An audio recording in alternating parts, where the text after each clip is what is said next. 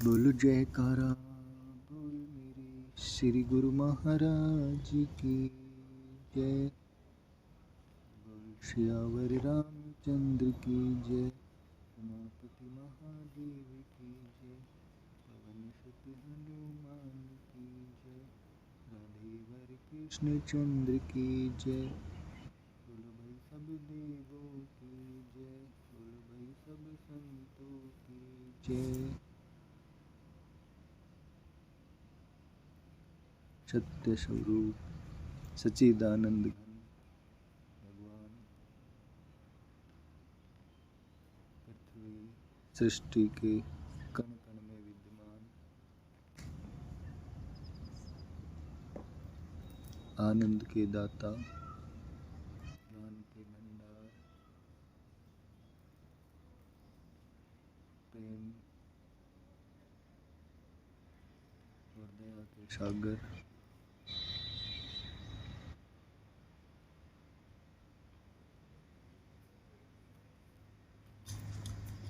हम सभी को गुण वाली चीज, अच्छे गुण वाली चीज जो सृष्टि के लिए, प्रकृति के लिए, मानव के लिए लाभकारी है, सबको अच्छी लगती है। और भगवान जी ने समय पृथ्वी पर आकर बार बार अवतार लिए और सद्गुणों को वाली चीज़ों को हर बार मानवता को पाठ पढ़ाया, दर्शाया, पर फिर भी हम उनके बताए हुए रास्तों को भूल जाते हैं और अच्छाई और बुराई में फर्क नहीं कर पाते। हमारे देश में क्या इस संसार में ही भगवान जी ने सत्य चित आनंद हर बार दर्शाया और हर बार प्राणियों को सत्य और आनंद के मार्ग पर चलने के लिए प्रेरित किया, पर फिर भी हमारी मानव जाति उनके बताए हुए रास्तों पर नहीं चल पाती, भटक जाती है। कारण क्या है?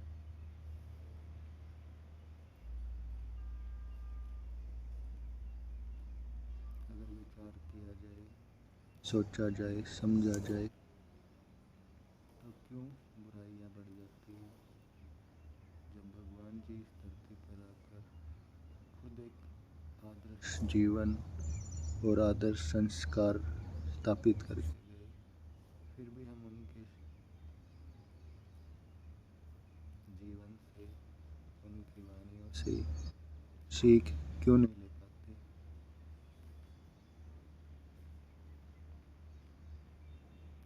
कहीं ना कहीं कुछ ना कुछ तो चूक हो रही है मानव जाति से।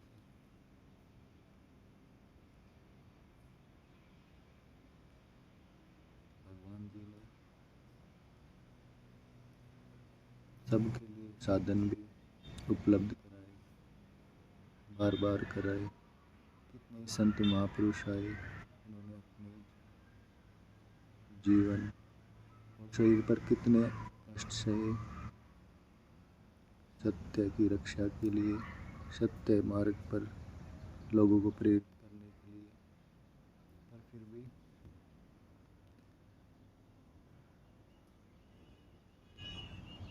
मानव जाति उनके जीवन आदर्शों से पूरा लाभ नहीं उठा पाई। ऐसा नहीं है कि सृष्टि में, संसार में सत्य को चाहने वाले और सत्य का जीवन बिताने वाले लोग नहीं हैं, है। और मैं तो ये कहता हूँ कि सभी को सत्य अच्छा लगता है, चाहे वो कितना ही बुरा हो, पर फिर भी उसे सत्य अच्छा लगता है। वह अपने आसपास ऐसे ही लोग चाहता है जो सत्य बोलने वाले हो।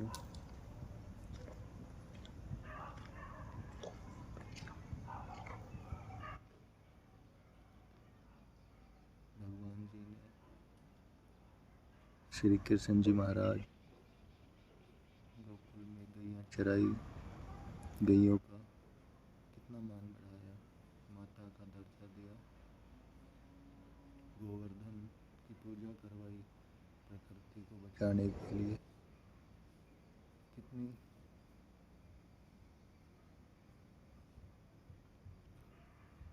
पर फिर भी हम उन्हीं अंधविश्वासों में उलझे रहते हैं, भगवान जी की वाणी पर भी विश्वास नहीं करते। जब भगवान जी ने खुद श्री राम जी ने अपने श्रीमुख से कहा, निर्मल मन जन सो मोहि पावा, मोहि कपट छल छिद्र न भावा। भगवान जी ने कहा कि मुझे निर्मल मन वाले प्राणी बहुत प्रिय लगते हैं, छल और कपट वाले बंदे मुझे नहीं पा सकते।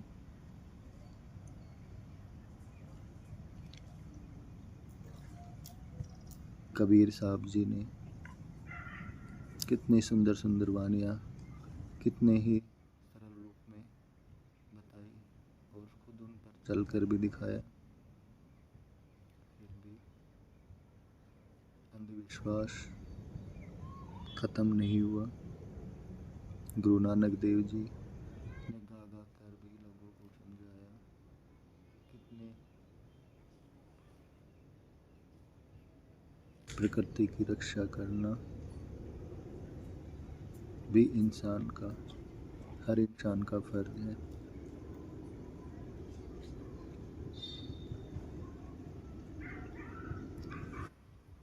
भगवान जी ने जब खुद गोवर्धन पर्वत की पूजा कराई तो उसके पीछे कोई कारण होगा। भगवान जी ने गौ माता का दर्जा दिलाया तो उनमें कोई विशेषता होगी जो पूजनीय बनाया।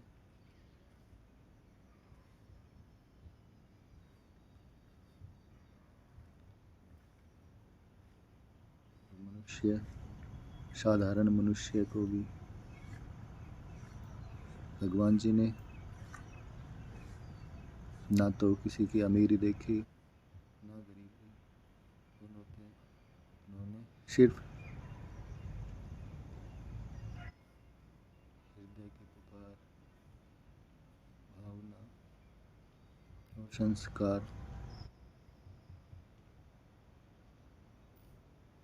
सदना भक्त को मिले। कितने साधारण मनुष्य थे। रैदास जी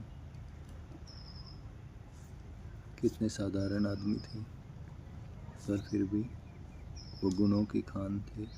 उनके पास क्या गुण थे जो भगवान के प्रिय थे।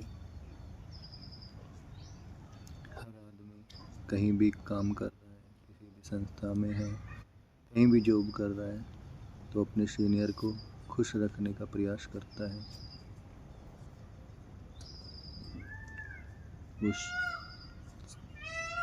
क्योंकि उससे उसे सुविधा मिल जाए, राहत मिले।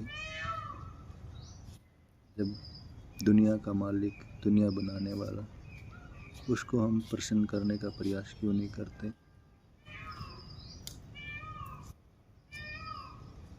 अगर जब भगवान एक बार प्रसन्न हो गए तो फिर सोचो उस बंदे के पास क्या कमी रह जाएगी। भगवान जी कैसे प्रसन्न होते हैं। भगवान जी जैसे माता पिता, जो बच्चा उनकी आज्ञा में चलता है उन पर उनकी विशेष कृपा होती है। वो चाहे दिखावा मात्र में राम राम करता रहे और उसके कर्म और मन शुद्ध न हो तो भगवान जी प्रसन्न नहीं हो सकते। जैसे जो बच्चा दिखावा मात्र में माँ बाप का प्यार का दिखावा करता है पर उनके कहे में नहीं चलता, उनकी बात नहीं मानता, तो माँ बाप के हृदय में भी उसके प्रति उतना प्रेम नहीं होता जितना आज्ञा में चलने वाले पे होता है।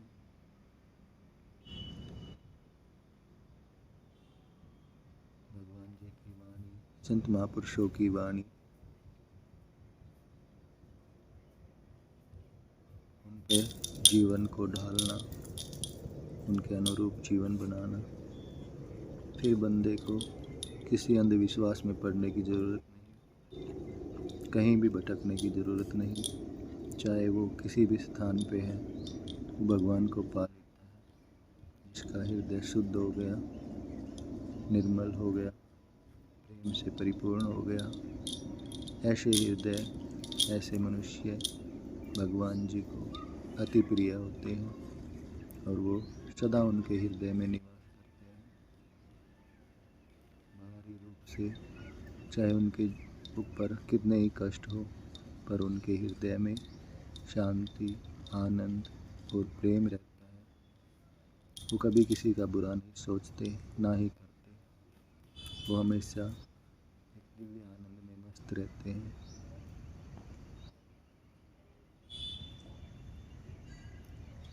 क्योंकि जिस चीज़ में जो गुण है वो आएगा ही। जब हम आग के पास जाते हैं तो गर्मी आती है और पानी के पास शीतलता।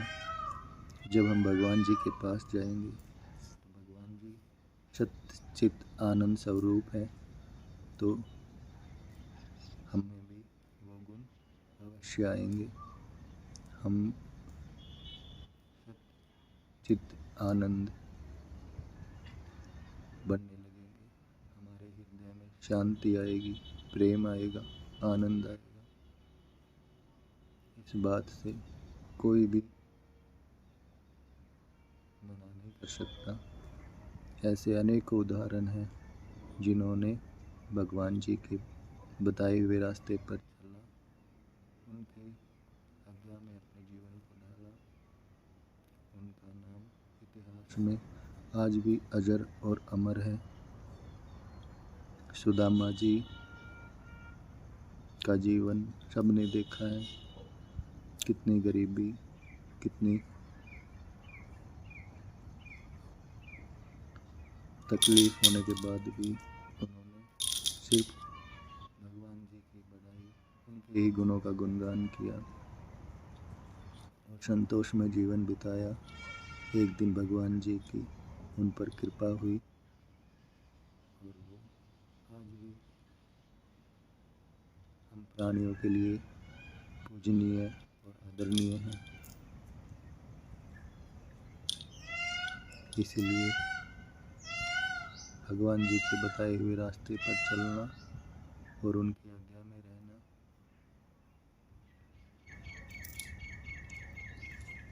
सत्य को अपनाना और छल कपट रहित जीवन बनाना हर इंसान का नैतिक कर्तव्य है, सबकी जिम्मेदारी है।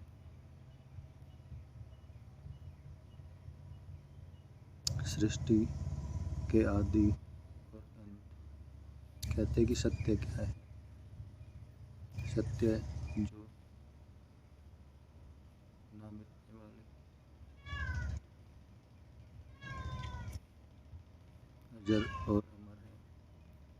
कितने ही युग आए चले गए पर भगवान जी का नाम अजर और अमर है, सत्य है। वो हर युग से पहले भी था और युग के बाद में भी। उनके नाम का गुणगान करना और अपने हृदय को शुद्ध, निर्मल और पवित्र बनाना, अपने जीवन को आनंदमय बनाना, सत्य स्वरूप बनाना। आज संसार में हर कहीं अशांति का माहौल है। पैसे कमाने की इतनी होड़ लगी हुई है, सिस्टम ही ऐसा बन गया है कि हर आदमी बस ज़्यादा से ज़्यादा धन जुटाने में का पूरा जीवन इसी में बीत जाता है। असली चीज़ तक ना तो वो सोच सकता है, ना समझ सकता है, ना ही उसके पास टाइम है सत्य को जानने के लिए, सत्य को समझने के लिए। बस हर आदमी परेशान है सुख सुविधाओं के सामान जुटाने में, और ना ही वो उनका उपयोग कर पाते हैं। जीवन भी चला गया और हाथ पल्ले भी कुछ न पड़ा। इस ठगी को देखकर ही संत महापुरुषों को दया आती है, दुख होता है संसार की ऐसी हालत देखकर। जब किसी के साथ ठगी होती हो और हमें पता चलेगी तो कितना दुख होता है।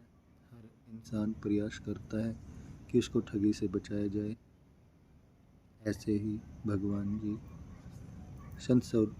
सत्य स्वरूप संत महापुरुषों को इस धरती पर भेजते रहते हैं ताकि सत्य की स्थापना होती रहे और प्राणियों के दुख और तकलीफ कम की जाए, उन्हें सत्य का मार्ग पता चले।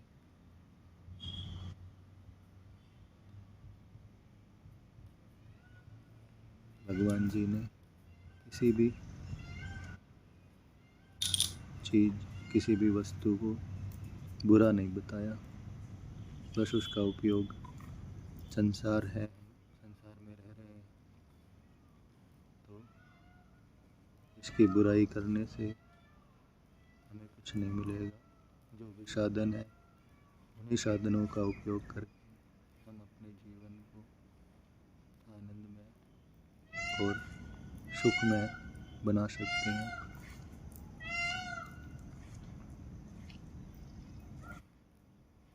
आधे से अधिक जनता पुराने का रोना रोते रहते हैं, पहले ऐसा था वैसा था, उससे कुछ फ़ायदा होने वाला नहीं है। आज जो हमारे पास संसाधन है उसी का अच्छे से उपयोग करके, क्योंकि हमारा जो टाइम है वो बीता जा रहा है।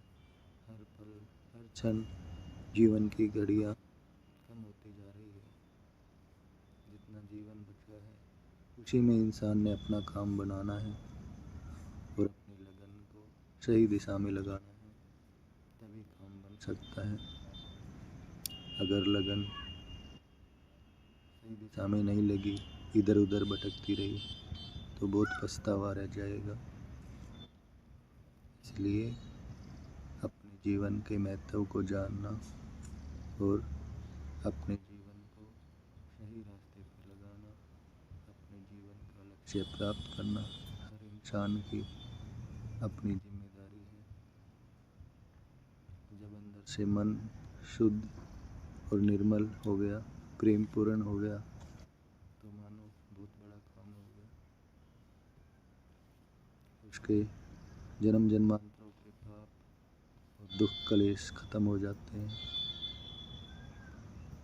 इसलिए इस मन पर हमेशा ध्यान रखने की ज़रूरत है, विचारों को सही दिशा में रखने की ज़रूरत है, और वो तभी संभव है जब हमें अच्छी संगत मिल जाए, सत्य का ज्ञान मिल जाए, संत महापुरुषों का संग मिल जाए। नहीं तो जीवन इसी उधेड़ बुन में ख़त्म हो जाता है। उसे पता ही नहीं चलता कि क्या करना था और क्या किया। बस इंसान एक मशीन बन के रह गया है। सुबह से शाम तक काम करना है और रोटी कपड़ा मकान जुटाना है। यहाँ तक ही मनुष्य का जीवन सीमित रह गया है।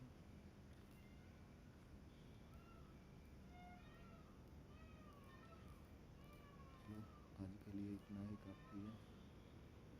सभी का संग, अच्छे का संग सबको नसीब हो जाए, सबको सत्संग नसीब हो जाए, यही भगवान जी से प्रार्थना है।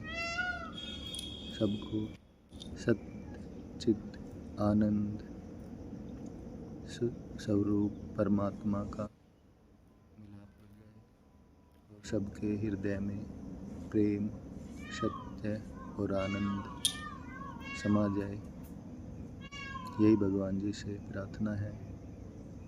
जय श्री राम। बोलो जयकारा बोल मेरे श्री गुरु महाराज की जय। बोल श्यावर रामचंद्र की जय। उमापति महादेव की जय। पवन सुत हनुमान की जय। राधेवर कृष्ण चंद्र की जय। बोलो भाई सब देवों की जय। बोलो भाई सब संत